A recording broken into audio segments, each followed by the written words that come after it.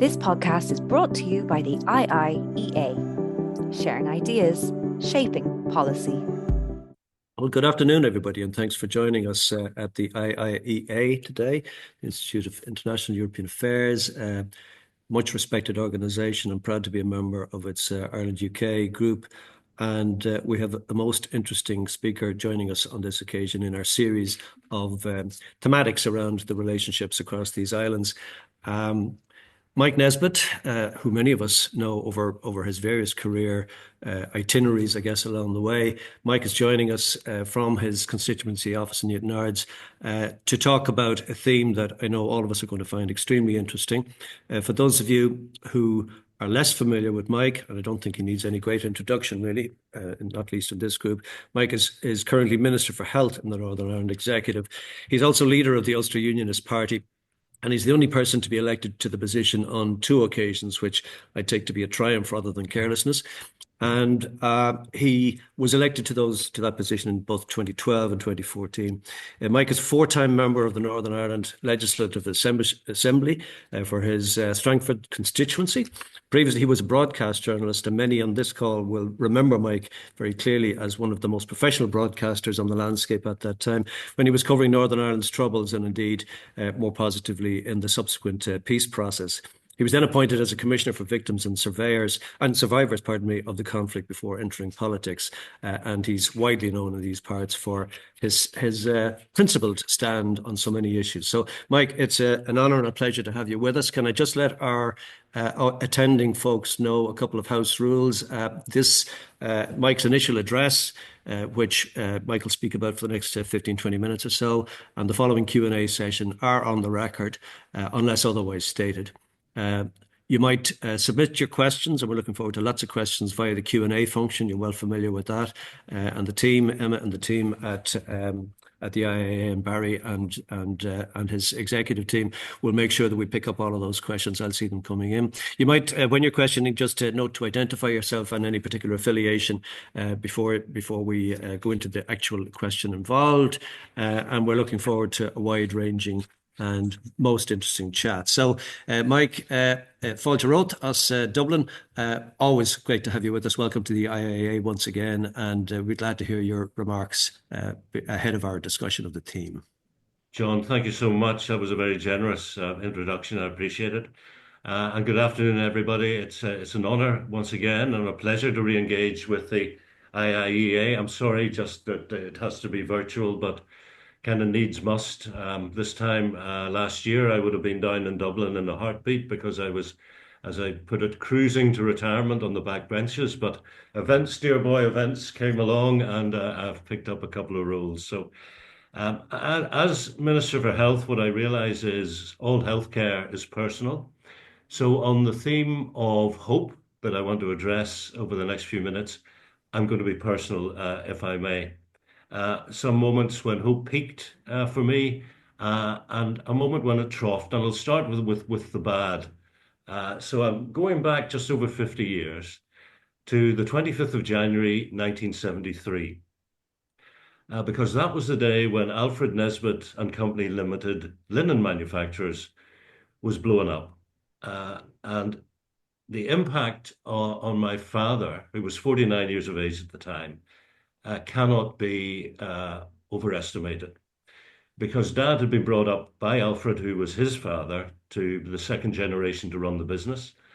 And in the moment of that explosion, therefore, every certainty in his life just disappeared.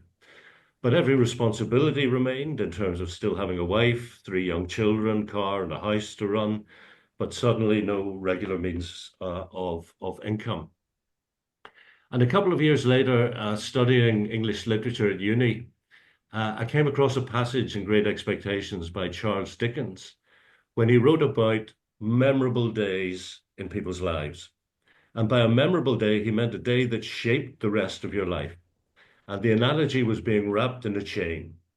So if the memorable day was a good one, it was a chain of gold and roses and everything was beautiful. But if it was a bad day, it was a chain of thorns and base metals. And it just seemed to me that the 25th of January 73 wrapped Dad in that chain of thorns. And in fact, that was the story of the 50 years of conflict which we so euphemistically call the Troubles. Thousands and thousands of our citizens being wrapped in chains of thorns and iron and having hope for their future removed. My first kind of positive, memorable day personally is very important to me. It was just before 73. I'd gone up to big school, and my confession is this: I went to big school with a reputation as a dunce. Not a word you probably hear very often these days, but in any given academic test, you could bet your mortgage I was going to finish 23rd out of 24. I couldn't sing, I couldn't play a musical instrument, couldn't make any of the sports teams, and I couldn't swim, which meant when we went for the weekly swim, everybody else was allowed to wear their own trunks, and I was given this one-piece red mankini. It was the ultimate humiliation. So in those circumstances, this memorable day arrived, which was a wet Wednesday. When it rained so hard, all the pitches were flooded. And so they sent us on a run round the exterior perimeter of the school. And Campbell College was 100 acres, so it was a long run. And who knew? I could run. I came in, I can't remember, second or third. So they not only signed me up for the cross-country team, this brilliant teacher called David Berwick Young sat me down and said, if you can do so well out there, surely there's a classroom where you can do a bit better than 23rd. And it was the first time an adult or somebody in a position of authority gave me to believe maybe my natural place in life didn't have to be 23rd out of 24. So 5 years after arriving in that position, I left, and I don't mean this boastfully, I mean it just about the potential. I left with an Irish Schools athletics vest in one hand and a ticket to Cambridge University in the other.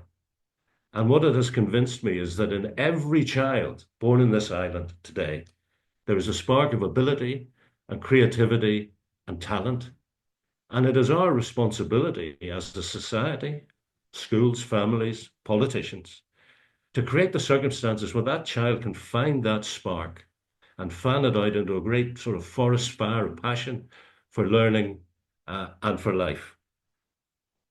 The other memorable day that I wanted to talk about came 27 years ago, almost to the day. We're going back to April 98.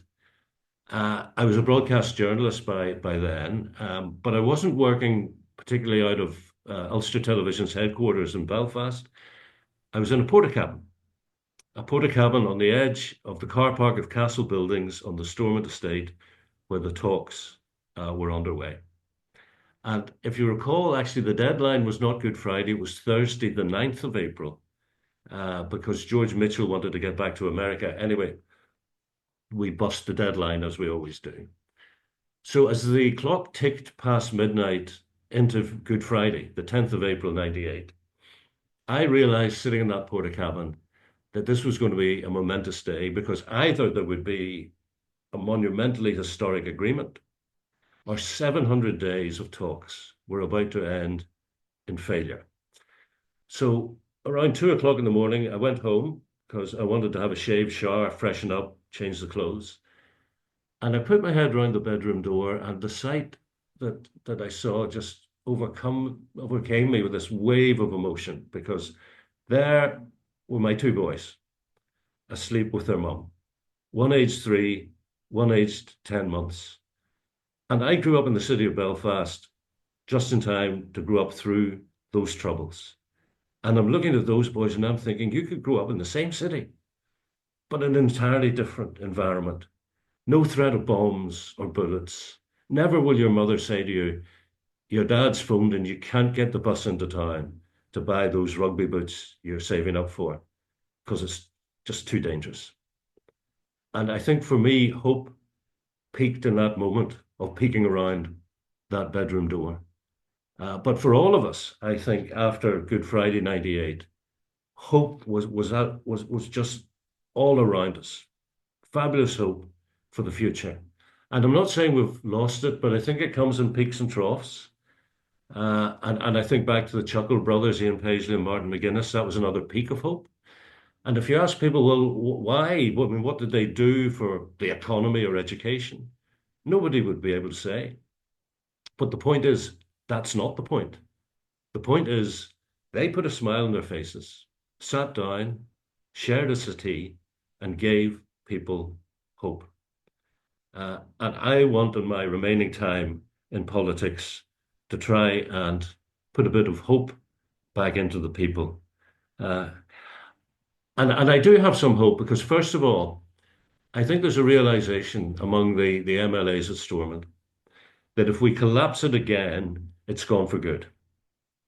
And I think we have walked it right to the edge of ultimate collapse. And we've all realized there is no viable alternative to power sharing. And I also think we've developed for the first time in over 100 years a common cause. So let me put it this way. I like to meet the team we have an education team at Stormont, and on a daily basis, they bring up schools and universities, primary, secondary schools, universities. They ask MLAs to spend 15 minutes talking to them. So I would go in and I always start by asking them a question, which is who wanted this building, Parliament buildings, to be constructed? Because for me, it's a trick question in that the answer, in one sense, is nobody. Because the Unionists wanted the status quo, the whole island to continue to be governed by Westminster. And Nationalists wanted the whole island to cede and come under the control of the new Dáil Éireann in Dublin. So partition was not anything that anybody set out to achieve, and it was a very uneasy compromise. And whatever the merits of it, and I know there are merits to what happened back in the early 20s, there was a fault line here. Because there was this strong inbuilt Unionist Protestant majority, the two outworkings of this were, first of all, for Unionists, they knew you could have an election to Stormont every month. We were always going to win. And therefore, I don't think we reached out sufficiently to our Catholic nationalist neighbours and said, come with us. You're our brothers and sisters. Let's create this together. And equally, I think the minority population looked at it and said, take this for a game of soldiers. I'm not playing your game. I'm not getting involved. In fact, I can't do better than quoting David Trimble from his Nobel laureate's lecture back in 98. This quote, Ulster Unionists, fearful of being isolated on the island, built a solid house. But it was a cold house for Catholics. And Northern Nationalists, although they had a roof over their head, seemed to us as if they meant to burn the house down. So we came to a realization after 50 years of conflict that majoritarianism does not work in Northern Ireland, and the only way forward is consociational government or power sharing. Unionists came to realize they couldn't govern without the consent and the cooperation of nationalists and Republicans. And Republicans, and this is where I get a bit of hope, Republicans, I think, now realise that they cannot continue to label Northern Ireland as a failed, ungovernable statelet, not least because they are now leading the government of this place. So suddenly, and I think for the first time, we have common cause in making Northern Ireland work. Now, of course, Unionists have always wanted to make Northern Ireland work. Republicans didn't. But now, both in terms of the internals within Northern Ireland, but also to appeal to the voters in the Republic where they also want to lead government, and also because come a border poll, they have to make Northern Ireland look attractive to people voting in Dublin and Limerick and Galway. I mean, the first rule of marketing is whatever you're selling, make it attractive to buy. It's not going to be attractive if the proposition is please vote in a border poll to buy a failed, ungovernable statelet. So despite our sterilely opposite constitutional preferences, suddenly I think for the first time, we have this common goal of trying to make Northern Ireland work. And for me, it's measured by what I'm calling a prosperity agenda, which is about maximizing the number of people who wake up in the morning feeling good about life, who get out of bed the way we always do, with a sense of purpose, with things to do, who are financially secure, who are seeing their children or their grandchildren well educated, have access to high quality public services, not least in health, who have a standard of living and a quality of life which they find agreeable. Because then they're going to say, give me more of the same. and the society that we're living in is going to be stable. And for politicians like myself, stability is the holy grail that we want to achieve. And within that prosperity agenda, and this is my final point, John, is my passion to tackle health inequalities. So, and the measurement of whether you're succeeding in that is healthy life expectancy, not life expectancy, but healthy life expectancy. And the worst statistics would be today, two babies are born in the same maternity unit in Belfast, both girls, grow up in Belfast, let's say a mile apart. One lives in an area of the worst deprivation, and one in the area of the least deprivation or the most affluent area. The divergence in their healthy life expectancy is 14.2 years. 14.2 years. In a first world country, a quarter of the way into the 21st century, I don't even understand how that is tolerable. And we haven't moved that dial on healthy life expectancy since devolution started in 98, 99. And it is my determination to at least start over the last 2 years of this mandate, to move that dial. And for me, one of the attractions is I can't do it as health minister. It's a whole executive effort, because the international research, which I think everybody accepts, is it's only 20% health interventions, it's 40% socioeconomic, 10% environment, and 30% behaviours. And by behaviours, I mean things like drinking, smoking. So we are part of the UK government's tobacco and vapes bill. And once that becomes law, nobody born after the 1st of January 2009 will be able to be legally sold tobacco. So I've made these points to executive colleagues as recently as yesterday morning, that I've started an initiative which I'm calling Live Better, because who doesn't want to live better? We're taking services that already exist, packaging them up, and to prove the point, we've picked two areas, dense urban areas, one in Derry and one in Belfast, and we're flooding them with these services. And if we get the empirical evidence, I'm going to go back to my executive colleagues and say, I've made a start on the 20%. Are you up to doing the 40% economic and the 10% environment?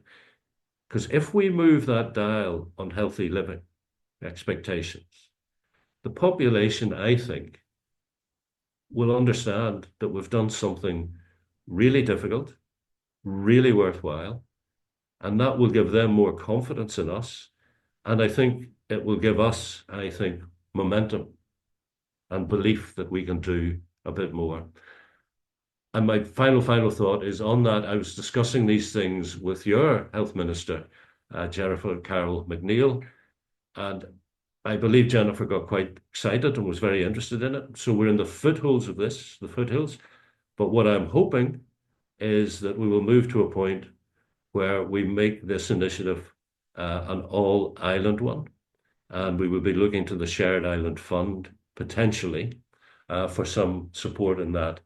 Because those health inequalities exist in Limerick, they exist in inner city Dublin, they exist all over the island. So why not tackle it on an all-island basis? I'll leave it there. This podcast is brought to you by the IIEA, sharing ideas, shaping policy.